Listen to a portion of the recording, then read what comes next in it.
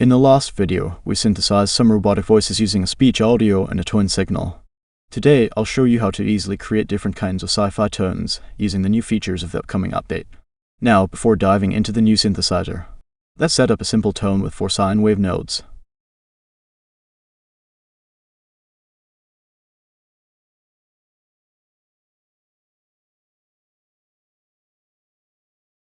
So we have 1 bass frequency and 3 harmonic signals. Usually, you'll modulate the frequency of these nodes while running, but that's not the focus right now. The problem with this setup is that it's too clean. It sounds kind of boring. So we usually add some kind of amplitude modulation, like the WAV-X. This can be done using our rich curve sampler.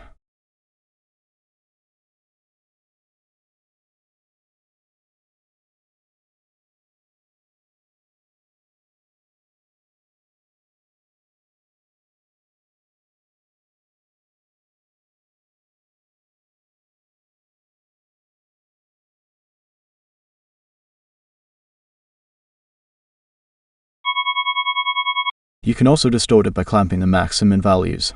This is what we did with the bass shutdown and startup graphs.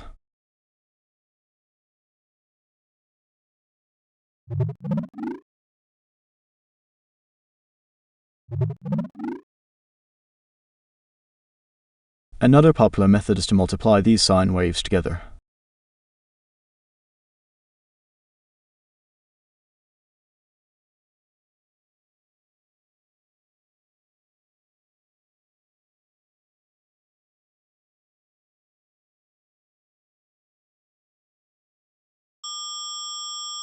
This can be used for sci-fi engine sound effects, but the drawback of doing it this way in MetaSounds is that it isn't optimized. Not only is it hard to adjust the number of sine waves used, each node also runs separately, and you can't stop these multipliers. Once you add them to your graph, they will always run. A better way is to use our newest synthesizer, the Modal Multiplier.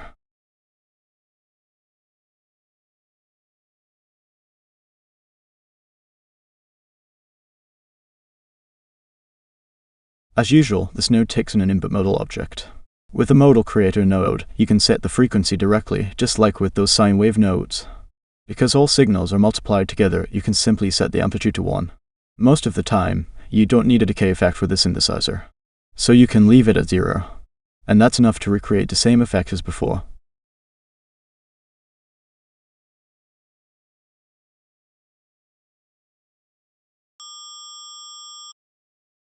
It's much cleaner and far more optimized than before. You can also use absolute sine waves by setting this to false.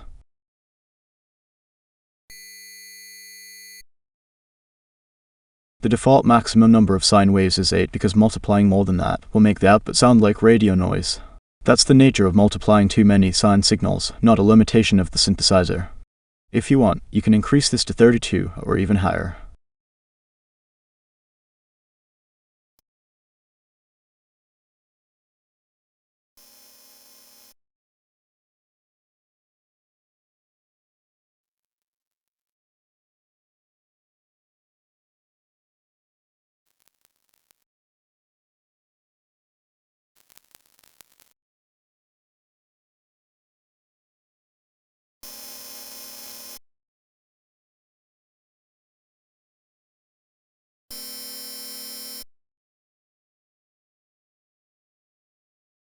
But most of the time, 8 is more than enough. If you're building a subgraph with this node and you want to modify the frequencies later, you can use the frequency spread modifier node. You can leave this at -1 to keep the original F0, or set it to your desired value. Another method is to use a placeholder modal object, for example, this UI4 harmonic one. It has an F0 at 1000 Hz and 3 more at 2000, 3000, and 4000.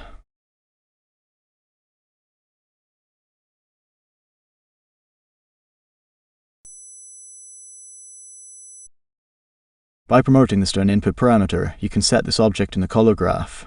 We usually do this to make it more flexible.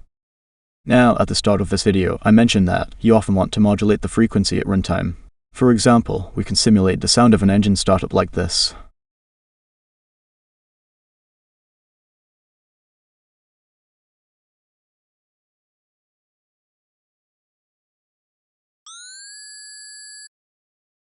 This is a common setup in many of our graphs, and in the upcoming update, we've improved the stability of all synthesizers.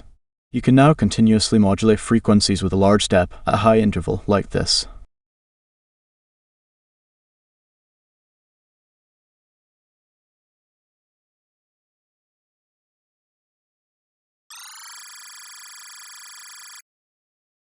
By default, when changing the frequency through pitch shifting, we multiply all frequencies by the same value. This means the step size isn't the same at every frequency. For example, 500 multiplied by 0.8 becomes 400, a step of 100. But 5000 multiplied by 0.8 becomes 4000, a step of 1000. This is correct for engine sounds or music. But sometimes you want the same step for all frequencies. In other words, instead of multiplying, you want to add or subtract with a constant value. To do that, you can use our new utility node, Modal Frequency Shift.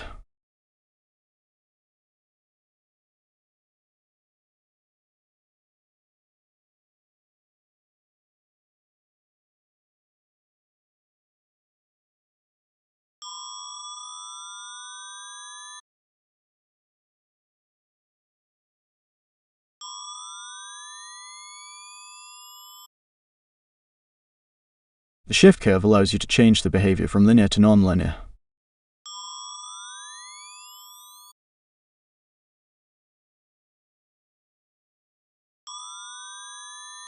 All utility nodes, those that output modal objects, are extremely cheap, so performance isn't something you need to worry about. For more Sci-Fi tone examples, check out our graphs in the engine and robotic folders.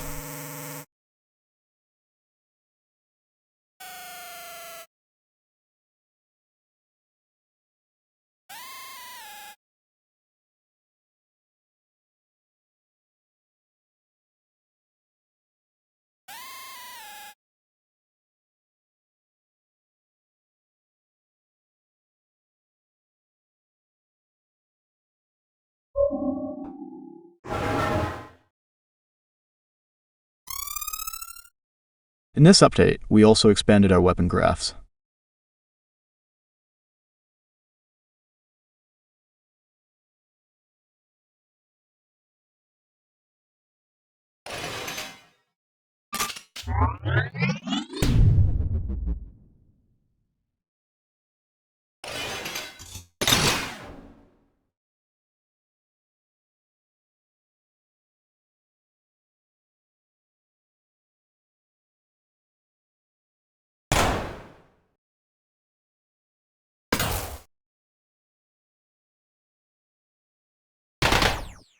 We also added a folder for mechanical effects.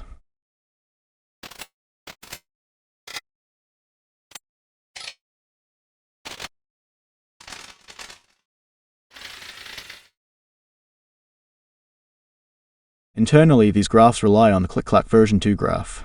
It replicates realistic clicking sounds using a sequence of very short impacts.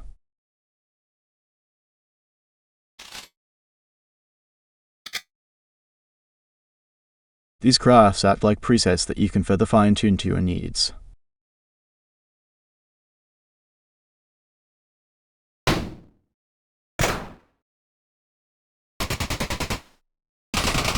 Compared to the graphs built in version 1, version 2 graphs have noticeably better quality, thanks to new synthesizers and new utility nodes.